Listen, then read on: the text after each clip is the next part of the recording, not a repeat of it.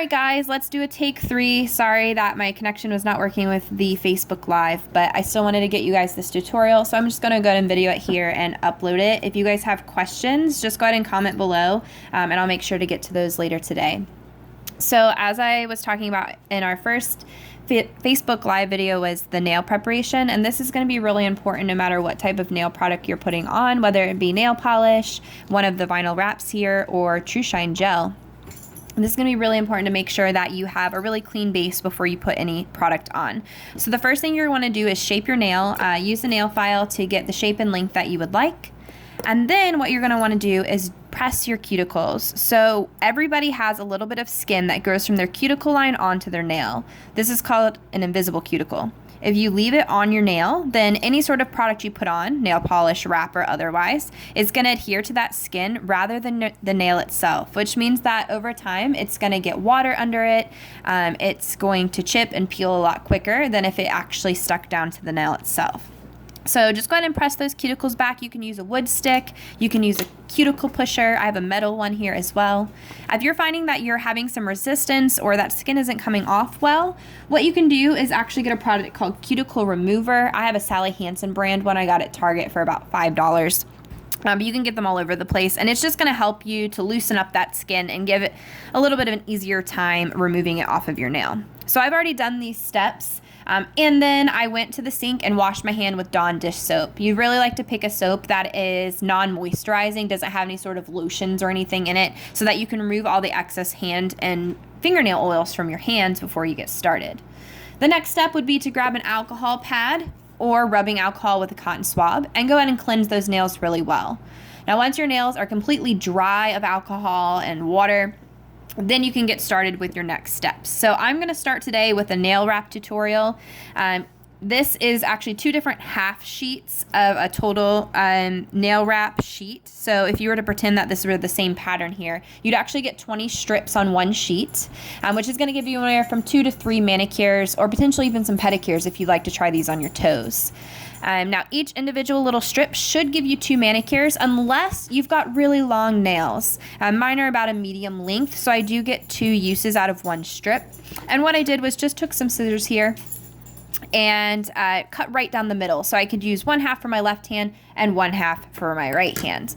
Now, I did get started here a little bit, but ideally, once you get this nail wrap cut, you're going to peel it off of your sheet. You can use your fingers, or you can use one of these little cuticle sticks that I have here. And you're going to center the wrap on your nail. The key here is that you'd like to make sure that you don't actually touch it onto your skin or cuticle. If the wrap is overlapping and touching any of your skin on any side, then once you start washing your hands and doing your daily activities, debris and water is going to get underneath this wrap, and it's not going to last you that 7 to 14 days that we're really looking to get out of the wraps. So when you're sizing your wraps, what you like to do is pick a size that's actually a little bit smaller than your nail, so that when you look around it on all edges, you can see just a little tiny bit of nail. We like to say mind the gap. And that's just going to ensure that the wrap itself is stuck just to your fingernail, and it's going to last much, much longer. So I've already centered this wrap here on this nail, and the first step I did was take my cuticle pusher, and I started right here at the tip of the nail, and I pressed forward just down the center line to the very tip of the wrap. I like to do this just to make sure that it's nice and stuck on before I start heating it. Now, the vinyl nail wraps are the only wraps or strips that we have that require heat. The others, our gel strips and lacquer strips, do not require this heated step, but because these do have a heat-activated adhesive, we do have to apply a little bit of heat. So I have a tool here. It's called our mini heater. We do sell these. But if you're not sure you want to invest in a mini heater yet, you can use your blow dryer on a low setting. But I do find that this tool is really helpful, especially if you're someone who thinks they'll be using wraps frequently. It's very quiet. I'll actually use this, and it can be on, and my husband will fall asleep while I'm doing my nails, and it doesn't seem to bother him. So nice and quiet here. I let it heat up. All right, so the first step for me would be to heat up one side of the wrap at a time. So I'll just give this a couple seconds of heat. And then what I'm going to do is take this cuticle pusher, starting at the base of my nail in the center, and I'm going to press to the outside of the nail. And I'm going to just essentially continue this all the way down to the tip of the nail like I did on this side. All right, once that's done, I'm going to heat the other side of the nail. for just a couple of seconds. I'm going to do the same process, starting at the base and the center and working towards the edge. And you can do this all the way up the nail till you get to the tip. Awesome. All right, so that is what that looks like. I've got it on there pretty good. I'll sometimes give it another couple seconds in the heater, and then I actually like use the thumb pad of my other hand to just kind of smooth it down and make sure I got a nice smooth application. Now, if you notice you have any bumps, like I think here I have, let me see, just a little one. You guys can maybe see it, tiny. I'm going to take a metal tool here, and I like to heat that up in the heater, and it's actually going to act a little bit like an iron. So once that metal tool is hot, then I'll touch it to that little itty bitty wrinkle, and it'll help to flatten it. Perfect. All right. So once your, oops, sorry, I knocked my mini heater over. Once your wrap has cooled and it's no longer super flexible or bendy, what you're going to do is take a nail file, and you're just going to file off the excess wrap that's hanging off the edge of your nail. Now, if you find that you have a whole lot of extra and that's not working for you, you can trim first. There we go. That'll be a lot easier. And then file.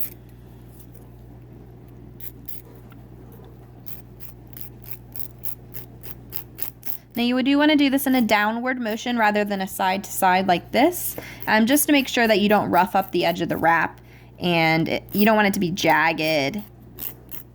So anyway, your excess is going to fall off like that. And there you have it, guys. That is a holographic vinyl nail wrap nail. Fun. Now, I like to sometimes do a fabric test with my wraps just to make sure that there's no jagged edges, and I like to run it along my fabric. If I feel that it's snagging anywhere, then I'll often take a glass file. If you don't have a glass file, you don't need to do this step. You can just lightly file with a traditional file. But I will sometimes use my glass file just to smooth out the edge just a little bit more. And I will often do this at an angle, just to bevel that edge a little bit and make sure that the vinyl wrap doesn't get stuck to my shirt or something that I'm wearing.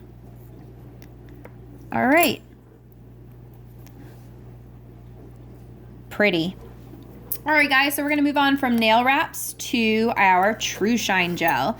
Now, Madison is really excited about the TruShine gel. She got our gel enamel system and some really fun colors, and what we're hoping to do during her party is get her some rewards so she can get some more of those colors that are on her wish list. Today, I'm going to be using the Crushing on Coral color. I think I really am hoping that it was warmer outside today, but oh well. All right, so we're going to start TruShine just the way you would with wraps, and that's going to be prepping your nails. Fortunately, I've done that step already, so we're going to go ahead and dive into the gel itself. Now, the TruShine gel enamel system is a 3-part system. We have a base coat, we have a color coat, and we have a top coat. You do have to use all 3 of these in order for this TruShine gel system to work. In addition to that, you do have to have a UV or LED light to cure your gel. So we're gonna start with the base coat for this TruShine application. And if you wanted to put gel over your wraps, this is something you could do as well. And instead of using the color coat, you would just use the base coat over your wrap and then put a top coat over your wrap, so it can give you that more polished gel finish even though you've put a wrap underneath. A lot of the girls in my VIP group like to use this TruShine over their wraps. Just makes it last a little longer and makes it look a little bit more professional. All right, so what we're gonna do here, this paste coat is clear, and in your mind you might be thinking, oh, this is great. I'm not very good at painting my nails. Clear is awesome. I can just slop it on and it doesn't matter what it looks like. But I would like to advise you guys to be as neat as possible with your base and top coats, even though they are clear, because we don't want them to be pulled up and collected along our cuticle line. It's going to act a lot like it did with the wraps, where if it's touching or overlapping your cuticle, as soon as you start washing your hands and doing your daily activities, things are going to get up underneath of it, and it's going to easily peel it up because it's not just adhered to your nail. So with every type of gel and polish, you would like to center it on your nail. I like to kind of plop it down right in the middle. I take the brush and I push it back towards the cuticle so that it doesn't collect and pull here as soon as I press the brush down. And then I drag it forward towards the tip. Then you can do the same thing here on the edges. It's always important to do a step called capping, where you actually take the gel and you run it along the edge of your nail. That's going to make sure that you don't get any lift or chipping on the tips as soon as you've cured it. Now I do have a tiny bit of pooling here along this cuticle line, so I'm going to use a wood stick to clean that up before I cure the gel. Right now it's still liquid, it's not hard, it hasn't cured down, so I'm going to go ahead and clean up some of that mess before I've done the final touch of the curing process. All right, that looks pretty good to me, so I'm going to go ahead and grab my light. Now the TruShine lamp has an automatic timer in it, so I just click the button and it's going to run for about 45 seconds, and I don't need to worry about timing it or anything like that. It's just going to shut off when it's done. So we'll let it go ahead and cure here.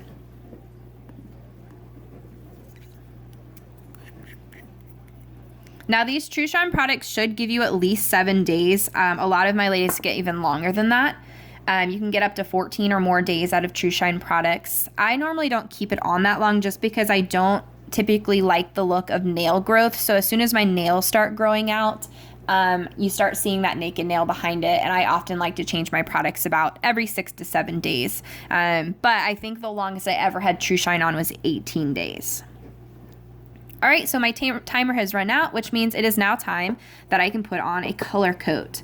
So this is a tip I like to share with ladies who are just starting with TruShine. Our brushes are what are called like self-supplying or self-refilling brushes, and that's because the product will accumulate on the stem of the brush, and as you're painting, it will drip down and it will keep loading the brush part. That's awesome. However, the more product that starts dripping onto your brush, the more likely it is that it's going to start overloading your nail and it's going to pull in your cuticles. So when I take my brush out, I like to actually like scrape all of the extra product off the stem so that I can use the least amount of product as possible. It just allows me to be a little bit more precise. So now that I have that, there we go. I can go ahead and start painting it on.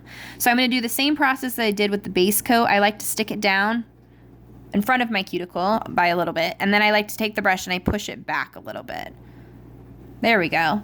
So as you guys can see, it's close to the cuticle there, but it's not loaded or pooled along my cuticle line. It has a nice curve to it, so it looks like it's following the shape of my cuticle and my nail, but it will make sure that I have a nice clean application. I'm just going to go ahead and drag that forward towards the tip of the nail. There we go, looks pretty good. Now, the TruShine gels do typically require you to put several coats on, and I would advise anyone who's doing TruShine to just make them thin, even coats, and you're gonna have to go back and do it a couple times. If you try to do it too thick so that you get the pigment you want from the first coat, more than likely that's not going to cure properly, and it might even be a little bit lumpy looking because it didn't apply evenly. This is a self-leveling product, so you just let it sit for a minute, and it should even out. But more than likely you will need several coats to get your desired pigmentation and look. All right, so that looks pretty even. I'm gonna go ahead and cure it, and then we'll go back and do another coat or two. And we have a lot of colors to choose from with the TruShine. It is probably my favorite nail product that we have. I always have loved the wraps. I use them all of the time, but I definitely think I get the most consistently long wear out of the TruShine compared to any other product that we have from Jamberry. We do have a new gel product. It's called Vibe. It's advertised as a one-step gel. I can show it to you guys. Here it is. This is what it looks like. It is a lot more pigmented. It probably only requires that you put 1 or 2 coats on compared to, like, you know, the 3 coats that you often need with TruShine colors. It is recommended that you get our primer with that Vibe, which kind of actually makes it 2 steps. But what this primer does is it does make the Vibe stick a little bit better, and it really helps with the removal process as well. It also prevents staining from those more highly pigmented colors that come with Vibe. So definitely recommended that you get the primer if you're interested in that. I do find that the Vibe is a little bit more efficient as far as your time. It doesn't take quite as long because you're not having to put on as many coats. And you don't have the cleanup that you often have with TruShine either. All right, so I'm going in for coat number 2 here. It looks pretty good. I think I might still do three coats though, to really give me the color pop that I want from this. All right, so unfortunately I got a little bit on my cuticle, but that's okay. I haven't cured yet. So I'm gonna go in here with my wood stick and go ahead and wipe off some of that excess gel that I got on my cuticle line. If I were to have pulled it up against my cuticles, you can kind of take this wood stick and just scoop, and it will scoop that excess out. Once you've cured it though, this isn't a possibility because it hardens. So you wanna make sure you do your cleanup before you put it in the light. Now, if a wood stick seems like maybe not enough cleanup for you and you need something that's a little bit more intense, we do have a corrector pin. It's called the Perfectionist Corrector Pin, and I'll show you guys what this looks like. There you go. And you can run that. It has a little bit of remover in it. You can run that along those cuticle lines as well to clean up any excess. I use this a little bit more for my nail lacquers, but definitely as a tool that you can use for your TruShine gel as well. All right, putting it back in that light.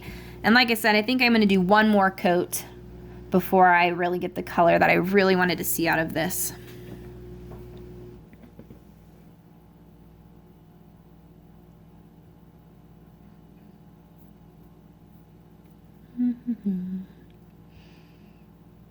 I feel like this manicure is going to turn out looking pretty summery, but I'm pretty excited about it. I needed some bright colors. A lot of my manicures lately have been darker blues and greens and things like that. So I'm looking forward to some bright summery colors.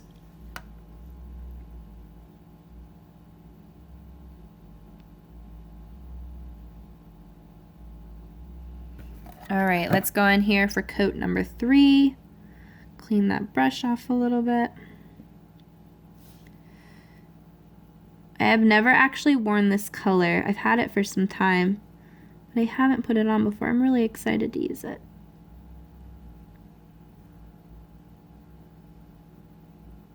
Yeah, that looks great. 3 coats was the key. Don't forget this capping step, guys. You want to do this with each layer that you do. Make sure you get it on the tips. Ooh, that looks great. All right. One more round of the lamp. And then we're going to do a top coat.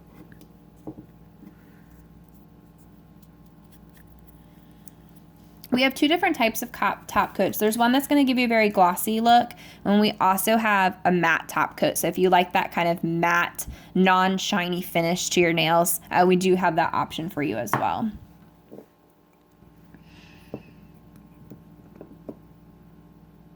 I think it's almost time, guys, for me to get a new top coat.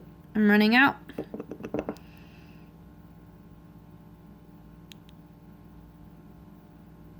All right, so I do the same thing with these brushes as I do with the color coat, and that's gonna be to wipe off some of that excess from the stem so that it's not pulling down my brush and overloading my nail with top coat.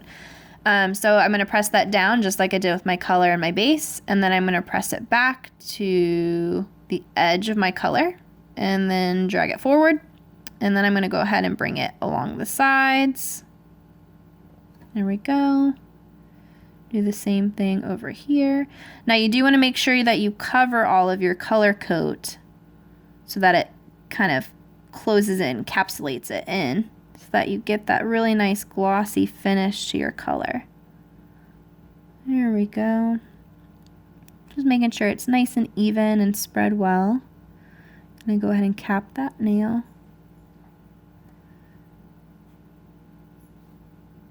All right. Now I'm not sure that I touched my cuticles any, but I'm gonna go ahead and go around with my stick anyway, just in case. All right, and let's do one more round in the lamp, and we should be good.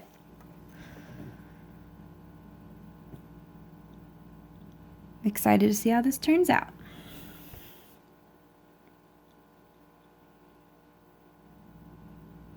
Now, unlike nail polish, the gel polishes do require that you soak them off. So that is going to be our TruShine Gel Enamel and the Vibe One Step Gel.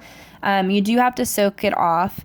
It doesn't necessarily have to be acetone that you use. That will be a little bit more effective, but our Jamberry nail polish remover is quite effective in getting these gels off. We also sell gel remover packets. I have some of those I can show you. There we go. They come in a box like this. But essentially they look kind of like an alcohol swab. You rip off the edge, you stick your finger in, there's a little pad in there, and you just wrap it around your nail and let it sit for about 15-20 minutes to wait for the gel to start lifting off your nail. You can take a nail file and kind of file that gel first before you stick it into the pad. It's going to help kind of speed up the process a little bit of allowing that stuff to soak off a little bit more quickly.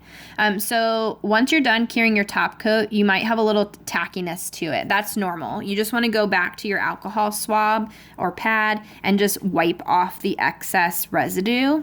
And then afterwards, you shouldn't have any stickiness to it. And you're going to have this really nice glossy finished gel polish. Absolutely gorgeous. All right, guys, well, I hope some of these tips were helpful for you all for your applications. And if you have any questions, like I said earlier, feel free to comment below and I can help answer those for you all.